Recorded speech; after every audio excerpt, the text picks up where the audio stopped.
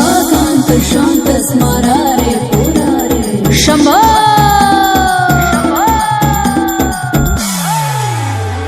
प्यार भी वही है, दिलदार भी वही है, दुनिया चलाए सरकार भी वही है।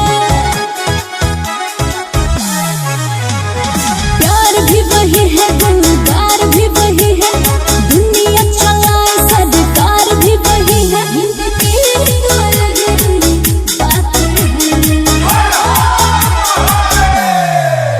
और डरने की क्या बात है, जब भोलेनाथ अपने साथ हैं, और कौन की क्या औकात है,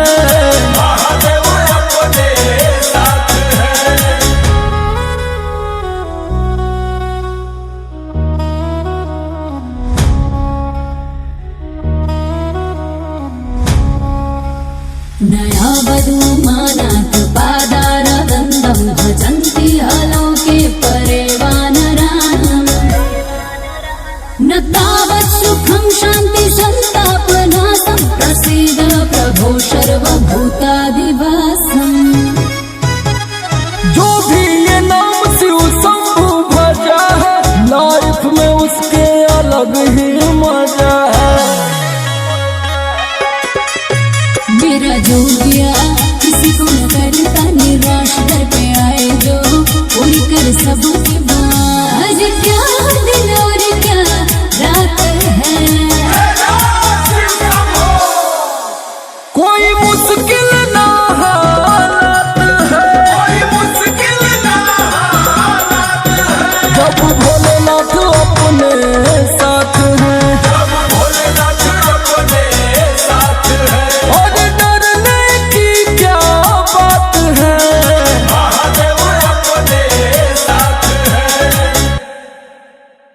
नागेन्द्रहाराय त्रिलोचनाय भस्माङ्गरागाय माहेश्वराय नित्याय शुद्धाय दिगम्बराय तस्मै नकाराय नमः शिवाय। भक्तों को रखते हैं अपने से ऊपर, इसीलिए तो ये सबसे है सुपर। ऐसे बने हैं जैसी भी हो तकदीर, बदल देते हैं बाबा मेरे हाथ की लकीर। हरे है तो कोई